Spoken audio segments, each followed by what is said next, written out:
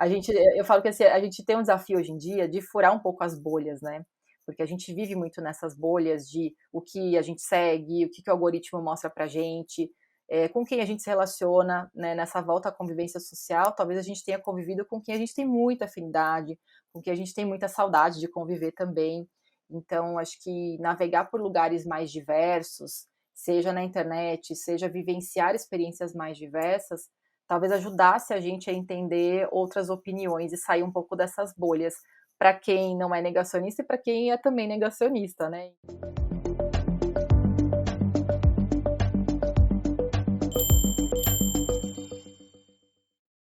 Olá, bem-vindo, bem-vinda ao Espaço Recíproco. Hoje temos a alegria de receber aqui a Vivian Rio Stella. Ela é bacharel e doutora em Linguística pela Unicamp e com pós-doutorado, tanto pela Unicamp quanto pela PUC de São Paulo. Ela atua há 15 anos como professora e facilitadora de oficinas e vivências para empresas, palestrante nas áreas de linguagem, comunicação institucional e aprendizagem corporativa. É idealizadora e curadora da VRS Academy, que é www.vrsacademy.com.br, especializada em comunicação, aprendizagem e liderança, tendo como clientes Piero Neto Advogado, White Martins, PwC, Martin Brower, Warner Media, entre muitos outros. Ela é professora na Casa do Saber, na Escola Aberge, nos cursos de extensão da Faculdade Casper Libero e também colunista na Você SA. Ela é autora do livro Comunicação Eficiente, publicado pela editora Aberge em 2020. Vivian, em primeiro lugar, muito obrigado pela tua disponibilidade em conversar aqui no Espaço Recíproco. Olá, Marcelo. Olá, quem está ouvindo a gente ou assistindo a gente também. Eu que agradeço o convite, o espaço.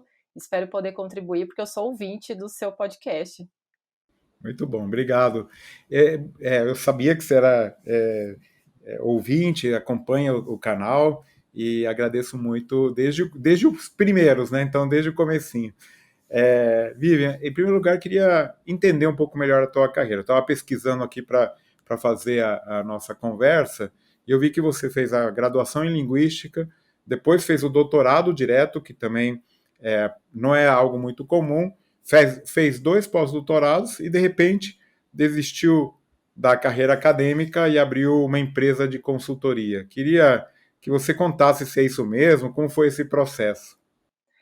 Bom, Marcelo, sabe que a área acadêmica está em mim, não tem jeito. Eu vivo nessa ponte entre esses universos, que não são tão distantes assim, mas na realidade, quando eu comecei a fazer o mestrado, eu comecei a dar cursos em empresa já. Então, comecei a trabalhar com produção de conteúdos didáticos para empresas, e aí vi chances de poder dar cursos. Então, eu sempre levei em paralelo essa vida acadêmica e a vida corporativa. Então, por isso que quando se olha assim, né, essa descrição do currículo, parece que eu fiz muita coisa acadêmica e depois fui para a área corporativa, mas foi bem concomitante, né, bem ao mesmo tempo. E eu acho que o grande ponto da minha formação e da minha atuação é essa, assim, eu tinha um grande desejo de ficar na universidade, eu jurava que eu ia ser, assim, docente universitária, porque esse é muito o perfil da carreira na linguística, por isso também fiz mestrado, aí no meio, né, da qualificação fui doutorado direto, mas também tinha uma vontade de sair dos muros da universidade, embora a Unicamp não tenha muros. Então eu queria atuar e queria levar aquilo que eu via na linguística. Eu sempre tive uma vontade muito grande de mostrar para as pessoas quão fascinante é a linguística, quão fascinante a gente olhar para a língua e para a linguagem. E eu acho que por algum tempo eu fui tentando entender como fazer isso. Então eu fui experimentando diferentes formas. Eu acho que hoje, depois de 15 anos dando cursos em empresas, 12 anos do término do meu doutorado, eu consigo ver melhor como trazer tudo que eu estudo, tudo que eu vejo na área acadêmica para o mundo corporativo. E aí faz, enfim, 3 anos que eu não estou em pesquisa formal, mas eu estou namorando um ensaio aí, uma volta para a área acadêmica, porque ela é fascinante mesmo. Então, quer dizer que em 2013 aí você fundou a VRS Academy, que oferece cursos para empresas, cursos abertos de aprendizagem contínua, é, que são baseados em aprendizagem colaborativa, criatividade, pensamento crítico, e habilidades que são tão importantes no nosso dia a dia, qualquer uma que seja o nosso trabalho, né? Eu queria entender um pouco melhor qual que é a missão, então, da VRS Academy e que tipo de cursos, experiências que vocês oferecem.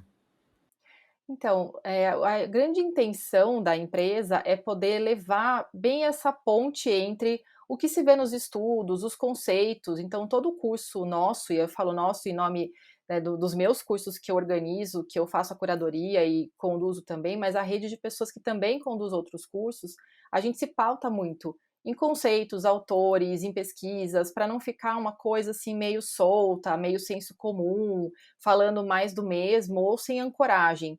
Então, a gente sempre procura fazer esse tipo de ponte entre estudos e o dia a dia das pessoas.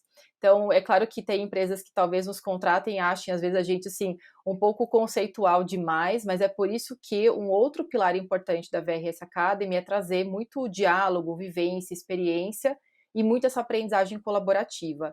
Então, a gente consegue, eu diria, de alguma forma, traduzir esses conceitos de forma prática pela maneira como a gente conduz os workshops, os cursos. E aí a gente navega por vários formatos, né? São workshops, clubes de leitura, vivências, muito post-it, digital ou presencial, né, físico, mas a intenção é que as pessoas tragam a voz delas. E aí nesse ponto é justamente aquilo que eu defendo muito, assim, que a aprendizagem ela tem a ver com a gente se expressar, a gente olhar para diferentes vozes, e acho que esse é o ponto crucial, assim, quando uma empresa nos contrata, ela sabe disso. A gente tem clientes que já conhecem esse DNA da VRS mesmo. E justamente esse é um mercado extremamente competitivo, né? Tem muita gente fazendo.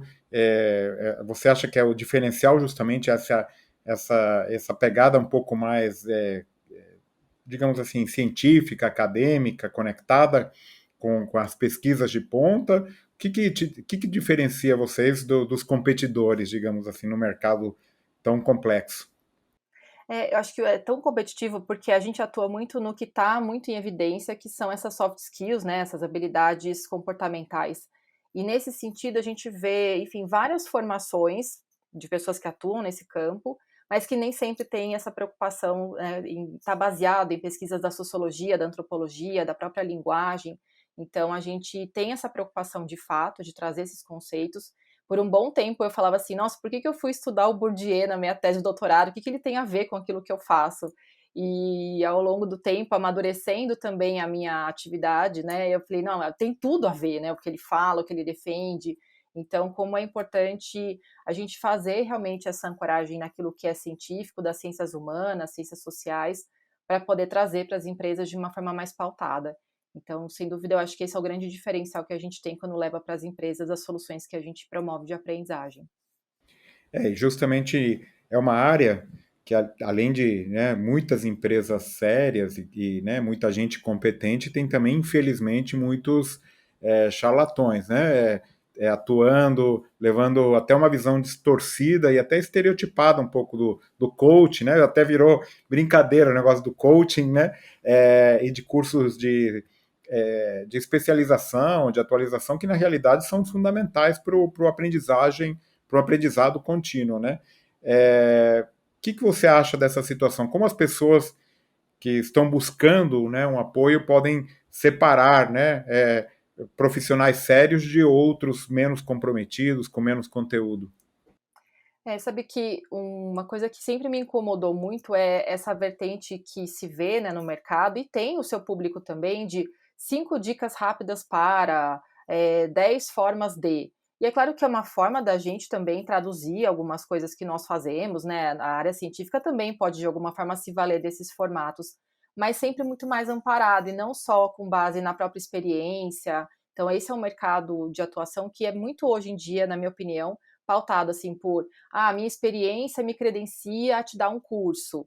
A minha vivência num certo tipo de papel social, num certo tipo de prática, também me credencia para falar coisas e te ensinar coisas.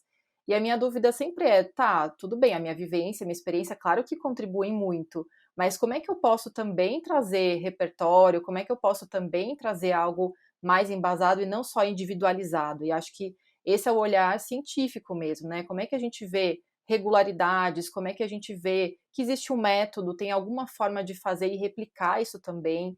Então, acho que esse é o cenário que eu vejo muito, né, nesse campo de aprendizagem corporativa em especial, e é isso que eu procuro mostrar, assim, não é sobre isso que a gente faz, né? Eu, em especial, não faço muito isso, não. Eu vou sempre trazer da onde está vindo, qual que é o método que eu desenvolvi para trabalhar a questão da escrita, da onde vem métodos de trabalhos de comunicação, liderança, oratória, enfim, né? São vários temas, mas ancorado nesses vários autores que já existem. Senão parece que assim, a minha vivência como palestrante me credenciou a te ensinar a fazer palestra. Então, acho que esse é um cuidado. E tem, claro, que todo um mercado aí que é pessoas de mercado, pessoas que já atuaram 20, 30 anos nas empresas. Tem um super valor esse tipo de formação, realmente. Mas também, de novo, eu acho que a gente tem que fazer assim, não dois lugares, né, essas polarizações, dois lugares opostos. Dá para a gente ter um encontro no meio do caminho. E eu acho que o grande exercício que eu faço na minha jornada aí de carreira é tentar achar esse encontro. Eu sempre falo que na área acadêmica eu sou muito corporativa, na área corporativa eu sou muito acadêmica. Eu falo, então deixa eu ver em que pé que eu vou ficar aqui para poder fazer essa dança de uma forma um pouco mais consistente para todo mundo, né? E bom, eu vou aproveitar então que a gente está conversando para fazer uma consultoria que tenho certeza que também é dúvida de muita gente que está ouvindo e vendo a gente.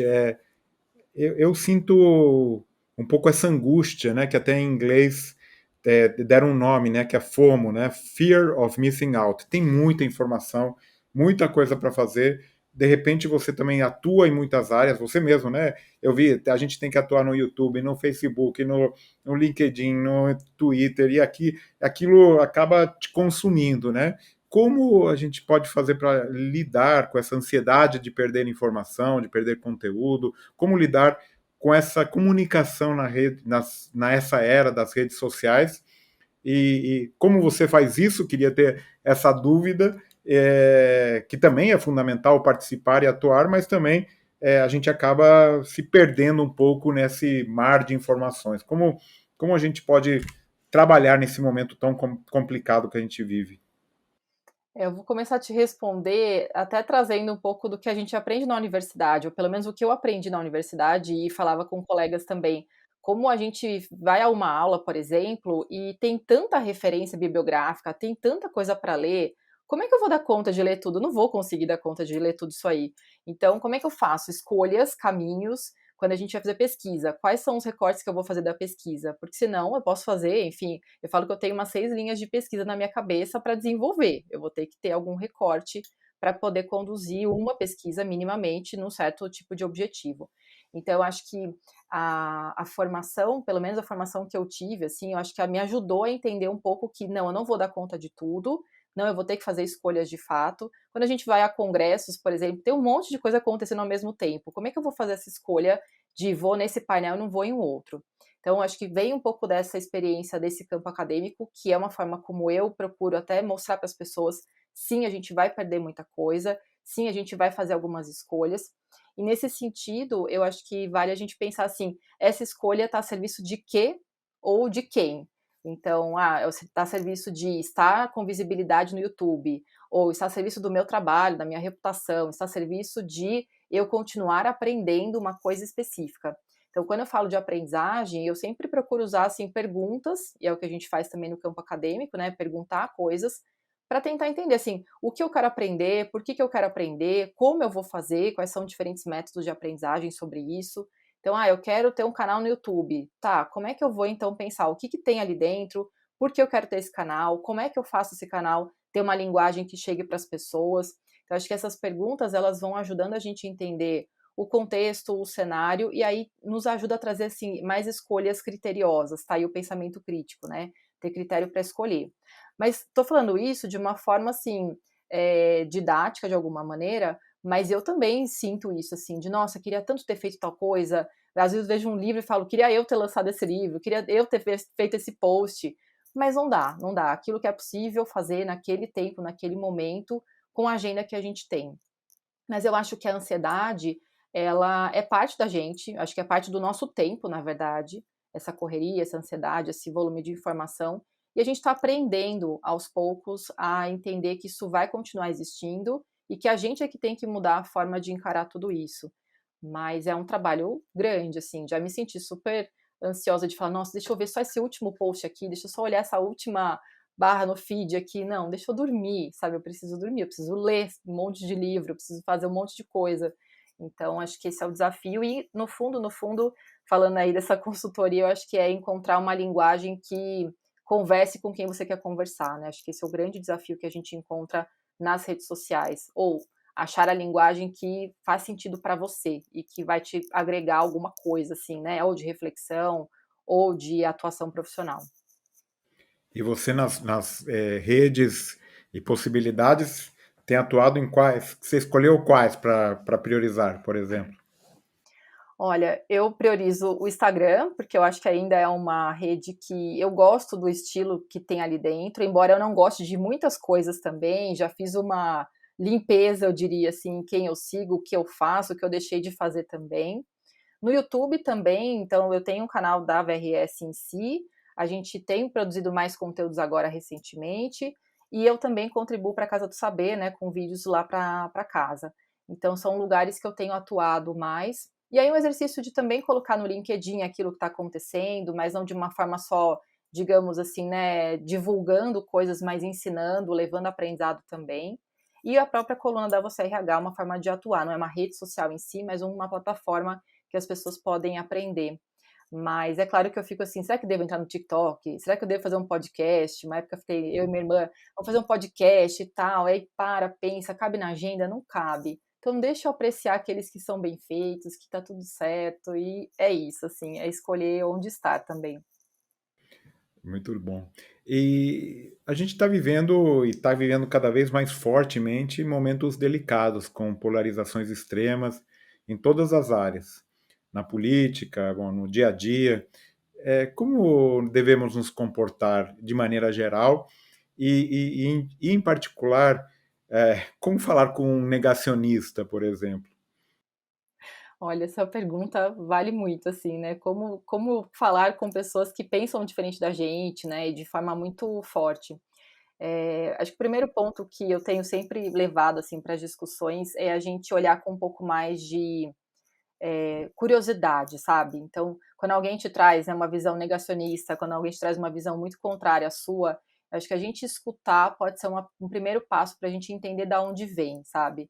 Quais são as vivências dessa pessoa, qual é o contexto que ela foi criada ou que ela participa de certos tipos de discussões e não outras. E até olhar pra gente, assim, né? De repente eu sou tão firme nessa posição, por quê? Porque eu estou num certo lugar, ou num lugar de privilégio ou de não privilégio, ou de um lugar de conversar com outras pessoas que são filiadas às mesmas ideias que as minhas. Então, acho que olhar com curiosidade para as pessoas e conversar com elas dessa forma já é um primeiro passo para a gente não esticar mais essa corda, porque ela está muito esticada de fato, né? E o outro ponto é entender, assim, né, essa questão do pensamento crítico mesmo, assim, que critérios que eu vou usar para defender ou não esse ponto, sabe? Eu estou me pautando por algum tipo de dado, algum tipo de opinião, de uma impressão. De repente eu não gosto de certas coisas por causa de alguns tipos de experiências que eu já tive. Então, olhar um pouco também com curiosidade para aquilo que você vivencia pode ser uma forma de encarar essas polarizações todas. Agora, falar com negacionista para quem é da área da ciência é muito difícil, né? Eu acho que eu falo que assim, a gente tem um desafio hoje em dia de furar um pouco as bolhas, né? Porque a gente vive muito nessas bolhas de o que a gente segue, o que o algoritmo mostra pra gente, com quem a gente se relaciona, né? Nessa volta à convivência social, talvez a gente tenha convivido com quem a gente tem muita afinidade, com quem a gente tem muita saudade de conviver também. Então, acho que navegar por lugares mais diversos, seja na internet, seja vivenciar experiências mais diversas, talvez ajudasse a gente a entender outras opiniões e sair um pouco dessas bolhas. Para quem não é negacionista e para quem é também negacionista, né? Entender de onde vem, né? Por que a ciência é importante, qual que é o papel dela para a sociedade. Eu não sei você, mas eu já ouvi muito assim, porque, enfim, eu sou da área da linguística, né? Na faculdade, quando eu entrei na faculdade, me perguntavam, mas para que serve o seu curso? E eu custava a saber responder isso, assim, realmente, para que serve o meu curso, né? E eu acho que o grande ponto é, a ciência tem que servir para alguma coisa, né? E se ela vai servir para contribuir para a agenda de pesquisa, ou como é que ela também mostra que ela tem sim uma serventia, que ela tem uma relação com tantas outras ciências possíveis, mas que não está dado, talvez. ou não tô tão evidente assim. Então, acho que é pensar sobre isso, assim, né? Para que serve a ciência, como ela é feita, como é que as práticas são feitas, por que que tem um combate, às vezes, discursivo, né, contra a ciência. Então, acho que são formas da gente encarar. No fundo, se eu pudesse resumir, assim, curiosidade em relação a qualquer tipo de posição diversa da sua pode ser um caminho para a gente não esticar tanto essa corda, porque se ela esticar, a gente não consegue conviver de fato. Ô Vivian, eu estou vendo ali atrás o teu livro que lançou em 2020, lançou durante a pandemia. É, conta um pouquinho do que trata o livro, o que, que você comenta ali. É um dos livros menos acadêmicos, eu diria. É um livro bastante prático, porque tem muito do que eu vivi nas empresas, dando curso nas empresas. Eu, quando comecei a dar curso em empresa, comprei muito livro. E aí falei, puxa, mas cadê o livro que fala sobre exemplos de e-mails, exemplos de comunicações corporativas? Tinha muito livro, sim, mas com gramática, com dicas rápidas. Então, eu procurei fazer um livro que trouxesse muito assim, antes e depois, muito o repertório da linguística textual, que analisa os textos de fato, mas de uma forma assim acessível para as pessoas poderem falar: "Ah, realmente isso aqui eu posso melhorar no meu texto. Ah, realmente assim fazendo é possível transformar o texto". E o exemplo é só uma forma de concretizar, porque eu falo, o exemplo é só o caminho para você seguir os seus próprios textos. Então foi uma jornada aí de construção de um livro, você sabe bem, né, como é uma jornada aí de escrever, parar e fazer. E eu sempre conto essa anedota, vou contar aqui também para você, que eu tinha esse livro já meio pré-escrito, um pré-escrito sempre, né, em partes, até eu engravidar da minha primeira filha. E aí quando eu engravidei dela, eu falei, não, quando eu tiver ela em casa, vou ficar em casa mais quietinha, eu vou conseguir terminar de escrever esse livro. E aí, coitada, né, marinheira de primeira viagem acha que vai ser uma maravilha, vai ter silêncios e tempos. Isso não aconteceu. Então eu tive 2 filhas esse caminho todo, até que eu sentei e escrevi o livro, terminei de escrever e publiquei em 2020, aí no auge da pandemia. Já estou pensando num revisitar dele, porque tem muitas ferramentas que começaram a ser usadas nas empresas, muitos novos canais também aparecendo, isso impacta a linguagem também. Hoje em dia é mais informal ainda do que já era quando eu publiquei o livro.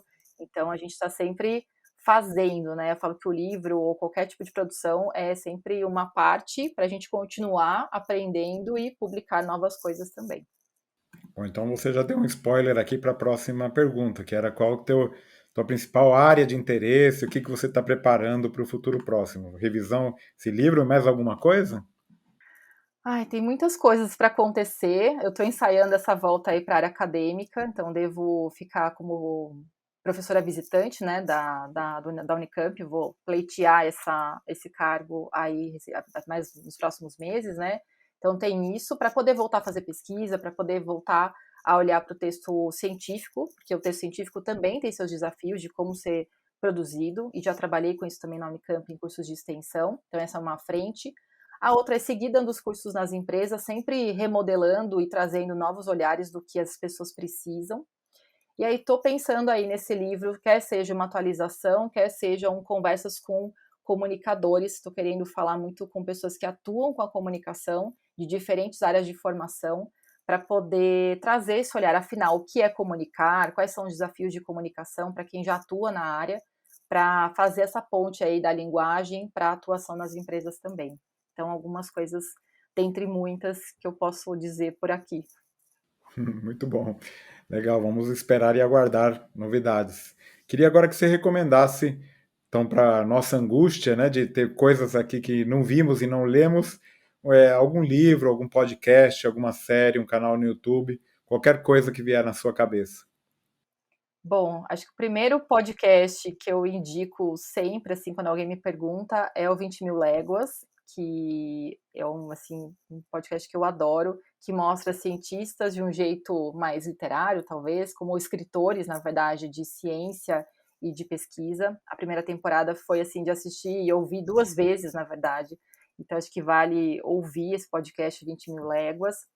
E gosto também muito de um que chama Cara Pessoa, que é da Folha, que fala muito de diversidade, de várias discussões que existem na sociedade também, e me abriu muito o olhar para alguns temas que eu já falava a respeito, mas me trouxe aí essa visão diferente. Bom, podcasts são esses. Série, eu sempre recomendo uma série que até vai sair nova temporada, que é o The Crown. Eu acho que é quase um tratado de linguagem, convivência, comunicação, liderança. Então, acho que aprendizado, né? Com um reinado tão longevo, como é que se faz isso?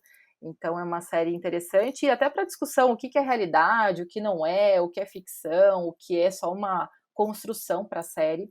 Então, é uma série que eu sempre indico também. E aí o canal eu vou fazer um pequeno merchan, mas enfim, sou uma das muitas professoras da Casa do Saber. É um canal que tem muitos vídeos, e eu acho que lá as pessoas também conseguem acessar vários professores e professoras que estão nesse campo acadêmico, têm uma formação muito consolidada na área de pesquisa e que vão dar seus cursos, vão falar sobre tantos temas como filosofia, psicanálise, comunicação, enfim, para poder trazer de uma forma mais próxima das pessoas. Então é um tipo de lugar interessante para navegar também. E algum livro? Livro, vou indicar um que eu tenho indicado, as pessoas têm mandado para mim que têm gostado, que é o Linguagem, Escrita e Poder, do Maurício Inherri, que é um antropólogo linguista italiano, e ele fala muito sobre a gente não se comunica para transmitir conteúdo. Essa é uma das funções, é para influenciar, é para ter curtidas, é para ter comentários, é para tantas funções, para exercer nosso poder e influência. Então ele traz isso à tona e fala muito sobre o poder da escrita também. Então é um livro que eu recomendo muito, li na faculdade e acho que vale a leitura sempre. Muito bom. E agora, para terminar, um ping-pong de lembranças e questões. Primeiro, nosso quadro Arqueologia Acadêmica, que você mandou aí algumas fotos. É difícil a gente achar fotos de antigamente, que a gente não tirava tanta foto como tira hoje no celular, mas você conseguiu recavar algumas. Conta um pouco das fotos que você enviou. Pois é, eu fiquei num dilema, assim, gente, cadê as fotos da faculdade ou mesmo da pós? E não tinha o celular como tem hoje em dia. Então eu falei que a minha vida se divide antes e depois de ter celular com câmera, porque não tem muita coisa. Mas eu achei, assim, foto de lançamento do livro em que eu fui uma coautora, dentre muitas autoras que eu admirava muito. Então esse dia foi muito simbólico para mim, né? A produção do artigo, né, para o capítulo do livro, na verdade, junto com a minha orientadora e estar junto com a Ingedori Koch, que era uma, enfim, referência nessa área. Então, para mim foi super simbólico, assim, estar nesse dia do lançamento, ter o livro autografado por ela, e alguém, me autografa o livro, como assim eu autografo esse livro? Acho que foi um lugar, assim, um momento que eu mudei desse lugar, assim, de aluna que admirava essas pessoas, seguia admirando, mas estava ali junto, né, do lado. Então, para mim foi muito, assim, importante esse dia. E aí, claro, a defesa de tese, acho que é um dia importante para qualquer pesquisador, pesquisadora, porque fala, não, finalmente terminamos essa pesquisa, encerramos esse ciclo, e é um lugar muito de se questionar também, né, limites da pesquisa, para onde vai a pesquisa, e até argumentar, né, em relação ao que você fez. Então, para mim também foi um dia super simbólico. E aí tem, enfim, dias que eu fui, teve uma foto, né, que eu selecionei, que é um jantar, no primeiro congresso que eu fui em Amsterdã, e para mim foi super realização de sonho, assim, né, de estar num congresso internacional, de poder estar com outras pessoas. Eu acho que eu era a única brasileira, pelo menos eu encontrei outros brasileiros lá em 2008, e realizei um sonho de estar nesse lugar, de poder levar a pesquisa, e as pessoas me perguntarem, assim, como assim, jovens estudantes que não têm que têm alta renda vão para a universidade pública e pessoas que têm baixa renda vão para a faculdade particular? E aí a gente ficou nessa discussão sobre essas práticas e fui ampliando a discussão também com essas pessoas, que eram um dos aspectos da minha pesquisa. Então foi bem interessante, por isso que eu também selecionei essa foto, e formatura, enfim, que é sempre delícia de revisitar. É isso mesmo, muito bom. E agora, a tua melhor e a tua pior lembrança da graduação, da pós-graduação, da época da faculdade? Olha, a melhor são muitas, né, melhores. Então, como eu escuto bastante seu podcast, falei: "Não, muita gente falou de melhores, então eu vou colocar no plural algumas melhores", mas eu acho que a Unicamp para mim foi uma casa, sempre foi uma casa, porque me senti muito acolhida, ainda tinha grandes amigos, tenho grandes amigos que ainda seguem comigo. A minha irmã também foi fazer faculdade, né, na Unicamp, então era um lugar que eu, assim, convivia, adorava ficar, tinha horário livre, ficava na universidade, fiz natação na universidade, então adorava estar nesse lugar para poder praticar um esporte.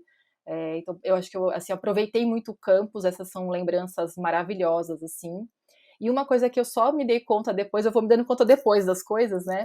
mas num congresso que eu fui numa outra universidade, as pessoas ficavam, nossa, a Ana Cristina Bentes está aqui, a Ingedori está aqui, a Edvige está aqui. Eu falava, elas vivem no corredor da universidade, sabe? Tipo, eu tomo café com elas e a gente vê elas indo para cá e para lá. Então, acho que uma das melhores coisas também que me marcaram foi isso, assim, conviver com pesquisadores da área que estão ali ao alcance do seu oi, tudo bem? Eu posso falar com você? Então, acho que a melhor coisa que tem, assim, da minha lembrança da faculdade, dentre tantas coisas, né? E acho que a pior é que foi no lugar da Unicamp, assim, essa pior lembrança, mas foi assim, foram as duas negativas que eu tive da FAPESP, porque eu estava super assim empenhada em fazer a pesquisa com financiamento FAPESP e não tive esse aceite, então foi bastante frustrante, assim, eu tinha todos os critérios, de certa forma, já tinha sido, né, financiada pela FAPESP na iniciação científica, com renovação de bolsa e tal, mas não consegui no mestrado nem no pós-doutorado. Então foi assim, puxa vida, né? Como assim? É meio se questionar sobre a própria pesquisa, o próprio lugar de atuação também. Então acho que esse foi um pior momento. E aí eu vou lembrar de uma coisa, se você me permitir, Marcelo, porque a Unicamp está muito presente, embora eu tenha ido para a PUC também, mas eu me lembro muito de ter eventos na Unicamp, né, shows de Marisa Monte e tal, e festas na Unicamp. Eu sou do tempo, né, sou do tempo que tinha festa no campus, e lembro de estar no show do Titãs, e aí teve algum problema, um tiroteio na frente, não era dentro do ginásio, mas depois disso não teve mais show. E aí depois disso, né, depois de algum tempo, ainda não teve mais festa no campus. Então eu falava, ai, gente, era tão bom, sabe? Então é uma lembrança que eu tenho, que foi um lugar tão legal de ter tanta coisa, mas esse foi um dia que eu fiquei com medo, claro, né, por tudo que aconteceu lá fora, e a gente estava muito sem informação. Então é um momento que me marcou também, assim, de nossa, como assim? A gente não está num lugar seguro, parece tão seguro aqui, né? Parece a minha casa aqui. Então acho que é uma coisa para se lembrar também. É isso mesmo. Uma aula inesquecível. Acho que a aula que eu tive com a Ingedori Koch, porque ela já era uma senhorinha na época quando foi dar essa aula para mim. Eu estava na pós, porque na graduação ela já não dava mais aula, e li um monte de livros dela e fiz assim muitas resenhas de textos dela. E quando eu a vi entrando na porta da sala, assim, embora eu cruzasse com ela, quando ela deu a aula, eu falei, nossa, é essa área mesmo que me toca, que é a linguística textual. Que bom que a gente pode ter essa chance de vê-la, né, assim, na sala de aula atuando. Então, para mim foi muito simbólico, embora eu já admirasse, já visse, essa aula dela para mim foi muito, muito especial, assim. E eu a via chegando com um casinho que ela tinha, né, e andando por ali e tal, mas ouvi-la falando tudo que ela dizia foi inesquecível. Além das aulas da minha própria orientadora, porque ela trazia Mano Brown, trazia Criolo, trazia Big Brother pra gente analisar, e eu falava, mas que professora, né, trazer essas coisas pra gente analisar, que maravilhoso, né, ao mesmo tempo. Então, acho que ela trazia muito esse questionamento de qual que é o tipo de dado que a gente pode analisar na área da linguagem. Então, também foram aulas marcantes. Bom, e além delas, uma comunicadora ou um comunicador ou um linguista que você admira? Olha, já que você disse um linguista, o Marcuski, que já é falecido, o Marcuski, ele, enfim, foi muito, muito marcante na área de produção, tinha uma produção muito grande, né, de textos e artigos, e também eu conheci num congresso e ele era fantástico, então vale a referência aqui a ele.